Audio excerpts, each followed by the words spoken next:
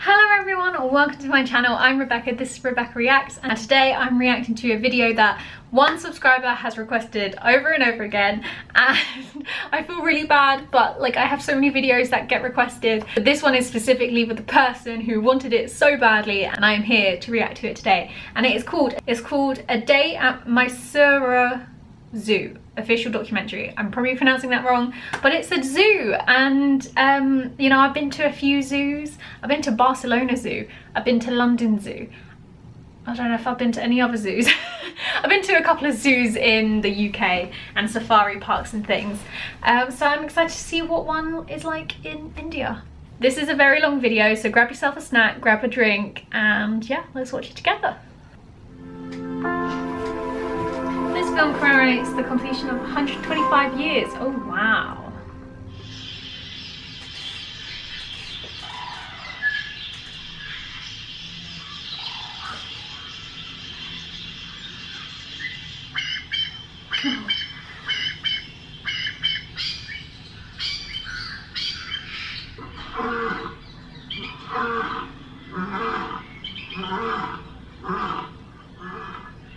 It's early morning at the Mysuru Zoo and the beginning of a new day.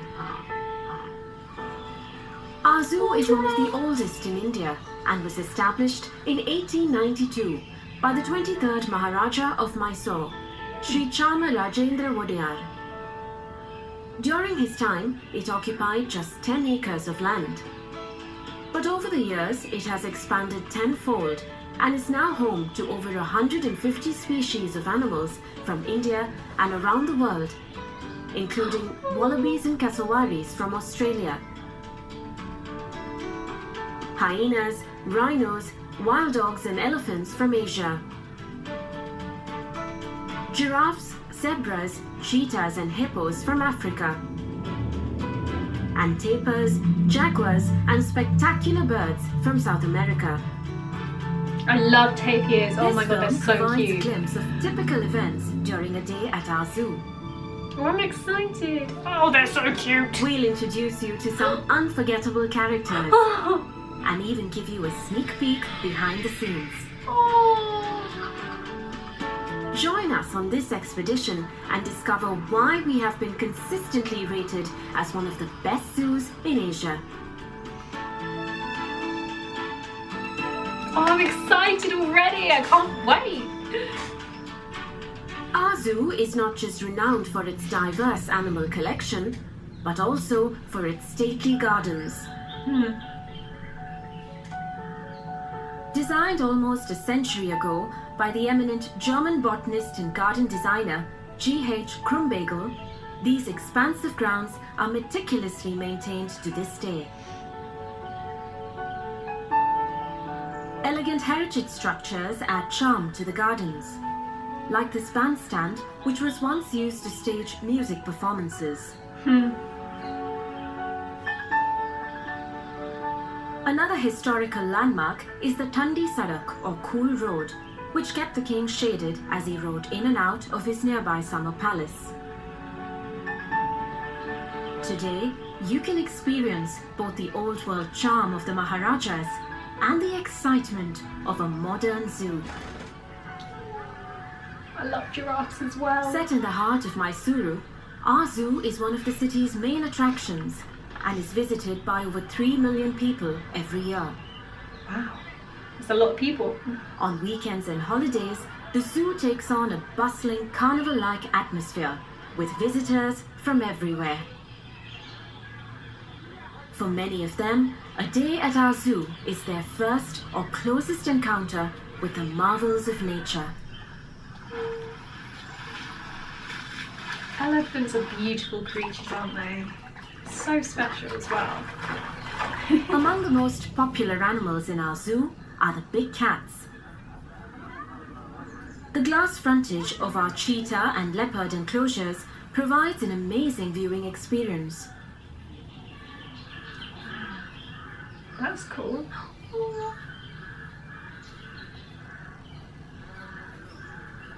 Leopards may be the most agile predators, but their cousins next door are truly awe-inspiring.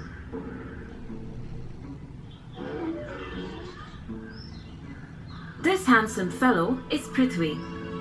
Like most of the tigers in our zoo today, he was born to Manya, our white tigress.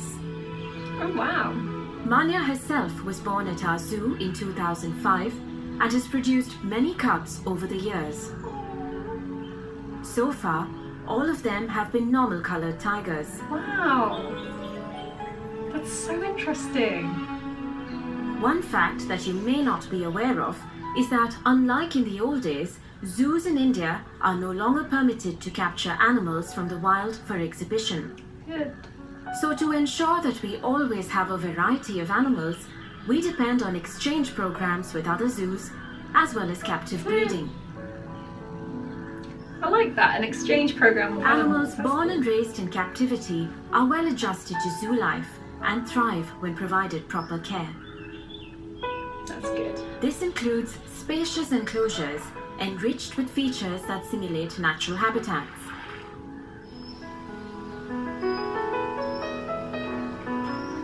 Well-designed enclosures not only have aesthetic appeal, but also create a sense of comfort and well-being for the animals. Aww. This rock in his enclosure is a habitual vantage point for Darshan, our own Lion King. It's like Pride Rock then, in the Lion The other King. mound in their enclosure is a favourite spot for our Indian grey wolves. Most of the wolves in this pack were born and raised in our zoo. Here they are at just a few weeks old. Their mother Rani did a great job of raising them to adulthood. Aww. Across from the wolves are the dholes, which are also known as Asiatic wild dogs. They are smaller than wolves and have a shorter snout.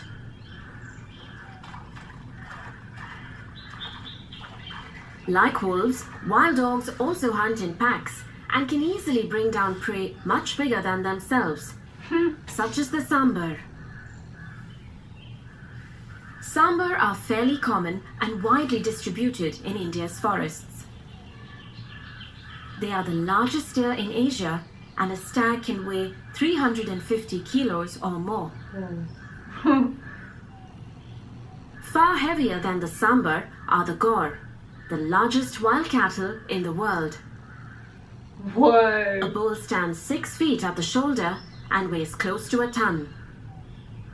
At the other end of the spectrum, we have one of the smallest herbivores in the world, the Indian mouse deer. Mouse deer?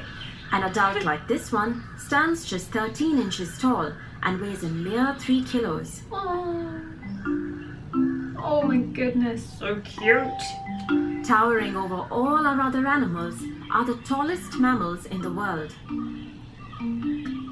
A male giraffe can grow over 18 feet tall and weigh more than 2,000 kilos. Because of their long legs, eating anything on the ground isn't easy. Oh, bless them. So we hoist their food up on a pole. Makes sense. A giraffe can extend its tongue by as much as 18 inches. This enables it to pluck leaves high up in the canopy. Most of the giraffes in our collection were born here and continue to breed well. At over 4 tons, the heaviest animal in our zoo is Rambo, our African elephant. Rambo. Rambo is rarely seen without his faithful sidekick, a yellow-billed egret. Oh. The elephant's dung attracts insects, which the egret is quick to snap up.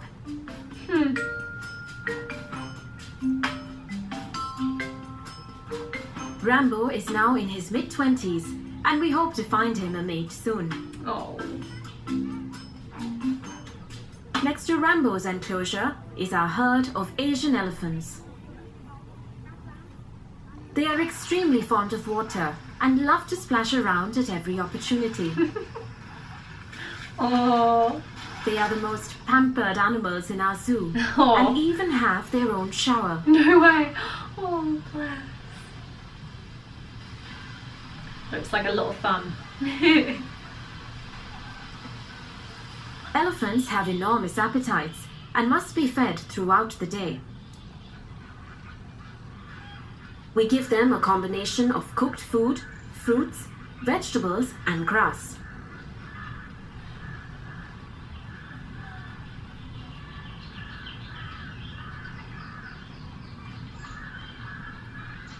Keeping our animals well fed and healthy is our top priority, and it's quite an exercise. Every day, truckloads of food arrive at the zoo, bringing 300 kilos of meat. Goodness.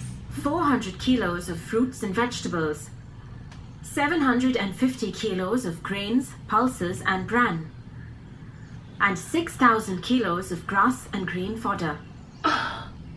Wow.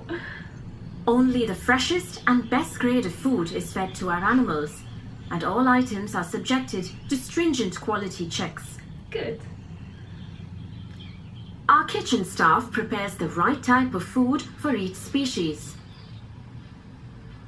It's a race against time every morning, catering to the many hungry mouths waiting for their breakfast.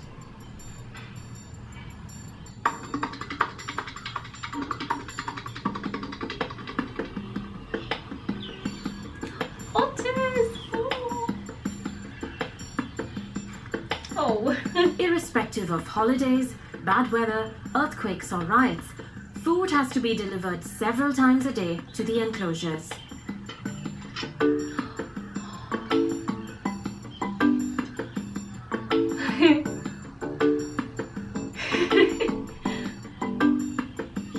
Oh my god, they're so cute. Of course, where there's an abundance of food, uninvited guests are never far behind. Many free-living creatures benefit from the banquets that are spread for our animals. In turn, they add color and gaiety to our zoo. Oh, wow.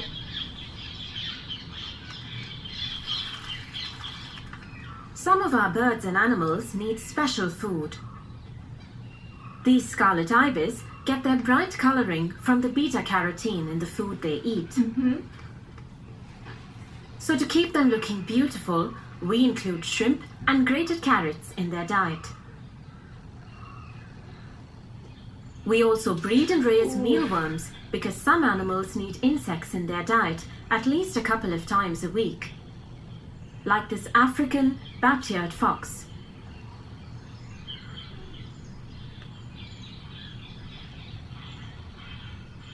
Oh my We gosh, have several so cute. species of crocodilians in our collection, and they are fed fish on alternate weeks. Our otters, on the other hand, need fresh fish every day. Here comes their keeper with Oh lunch. my gosh.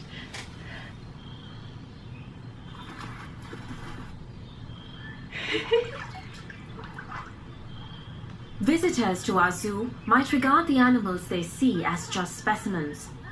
But to us, each one is a distinct individual with its own personality.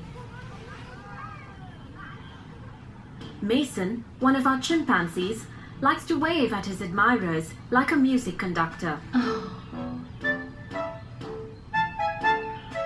Abi, one of our Asian elephants, loves to make his own straw hat.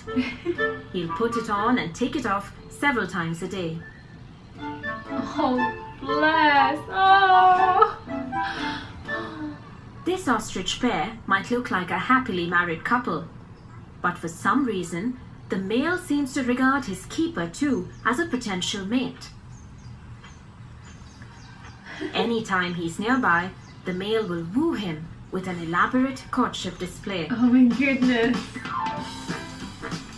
Oh, that is so funny. Oh.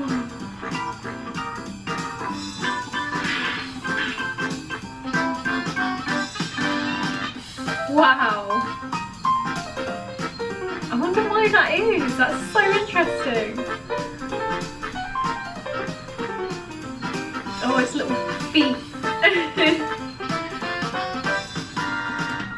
Our sloth bears, Ganesha and Durgi, also have distinct personalities.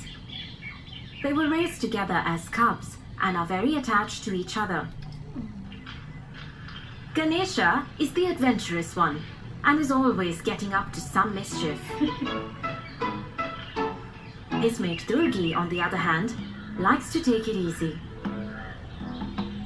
Whenever Ganesha gets bored, he will cajole the reluctant Durgi into a friendly wrestling match.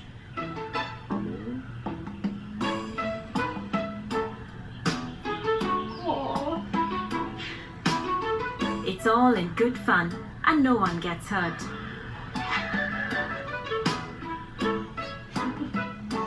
Animals at the zoo can also exhibit a surprising level of intelligence. Using a rock to relieve an itch is nothing unusual, but using a branch as a back scratcher? Now that's clever. That's amazing! Oh my goodness! Wow! When his keeper enters the enclosure every morning, Krishna, the hippo, will literally demand a mouthwash. That's so funny. Oh. Our male Indian rhino, Virat, knows exactly when it's bath time. He will walk to the bathing area without any prompting and won't leave until he's received a thorough wash. Oh.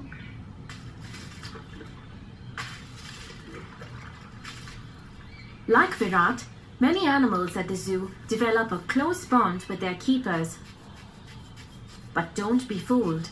Only their keeper can get this close. Zoo animals can be very dangerous, and the rest of us must always stay behind the railings. Very important. However, if you would like a closer bond with our animals, you can participate in our adoption program and sponsor the upkeep of any of our animals.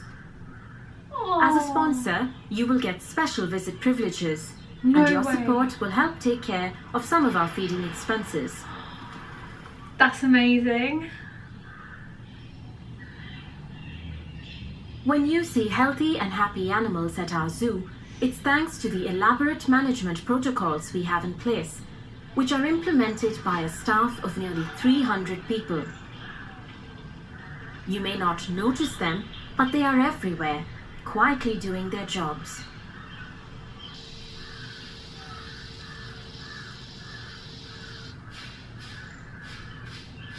Keeping enclosures clean and regularly disinfected forms a large part of every keeper's duties.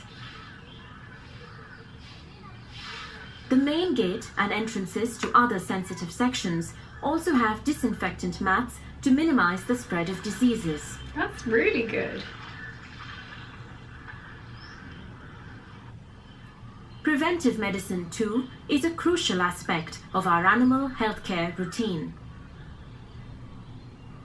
Today, our veterinary team is preparing to vaccinate the giraffes against foot and mouth disease. The syringe is loaded into a special gun and then fired into the animal's rump.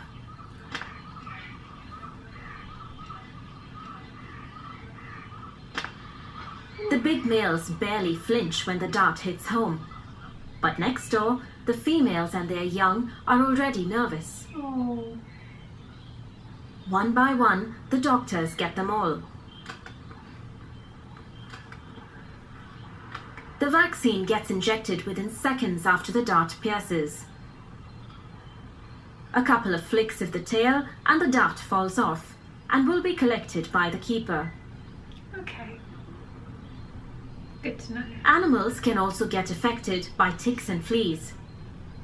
Today, it is the turn of these Barasingha or swamp deer to receive their periodic treatment for ectoparasites. An organic insect repellent is mixed with water and sprayed in the form of a fine mist as the animals gather to feed. Despite all these precautions, however, animals do get sick sometimes and are treated at our zoo hospital.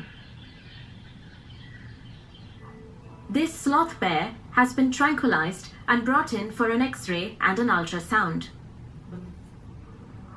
Oh, I hope it's okay.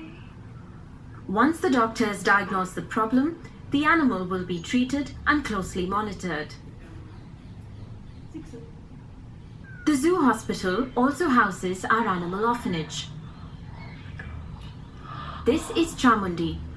She was found abandoned in the wild and sent to us when she was just 6 months old.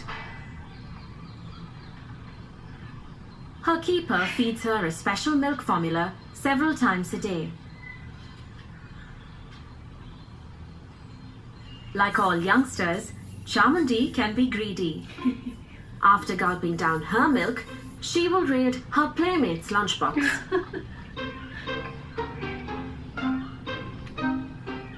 The Gaur calf must eat quickly before Chamundi finishes everything. Oh my goodness.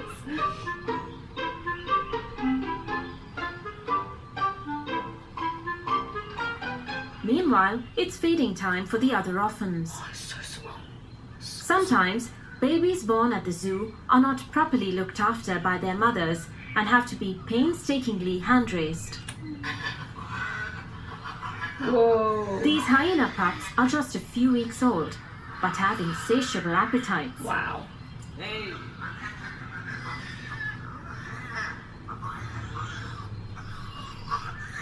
They are absolute rowdies and can be quite quarrelsome at feeding time.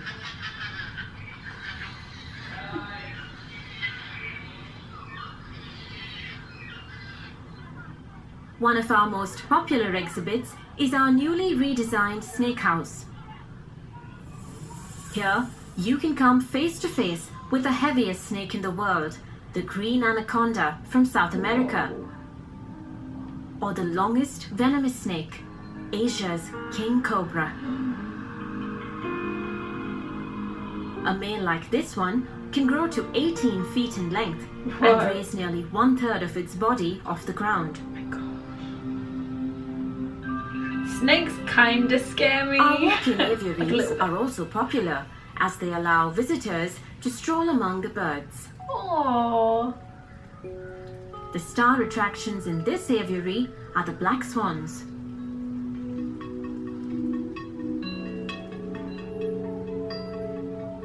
Our zoo has been a great venue for inspiring a love for nature in young minds. Every year since 1992, about 60 students have been handpicked for a year-long program involving lectures and field visits. That's amazing. The students are taught various aspects of nature conservation, which we hope will instill a lifelong empathy for the natural world. That's so good. We also pride ourselves as a clean and green zoo and recycle much of the organic waste that is generated. Amazing. Mega herbivores like rhinos, hippos and elephants eat vast quantities of food. And of course, what goes in does come out. Our keepers have their work cut out, Wow. clearing these mini mountains of dung. My goodness. We ensure that none of this waste goes to waste. Good. From the pens, herbivore dung is sent to our vermicomposting yard, where it is slowly converted to a rich natural fertilizer that keeps our gardens lush and lovely. That's amazing. The best time to visit our zoo is in the morning or the evening, when animals are at their most active. Okay. From entry to exit, the pathway through the zoo is 3.2 kilometers, which you can cover in just a couple of hours. But we recommend that you take it slowly to get the most out of your trip. Definitely. But do avoid the middle of the day if you can, as it's a time when most animals rest.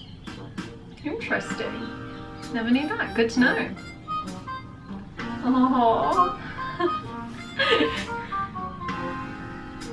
Oh, bless. While most visitors come to our zoo to see animals, we also have a great variety of trees from all over the world.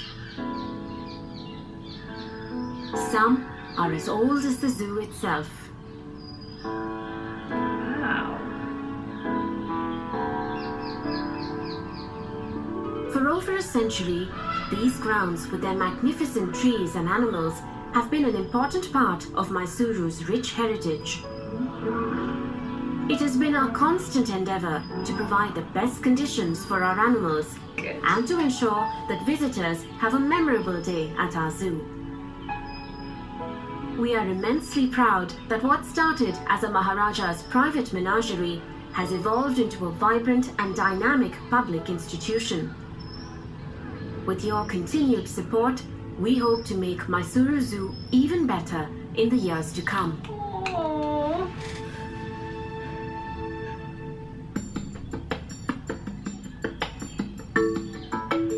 Wow.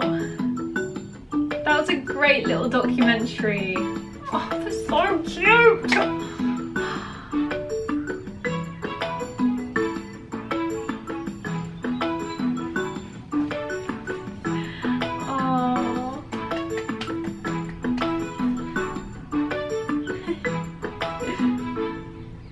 Oh, wow.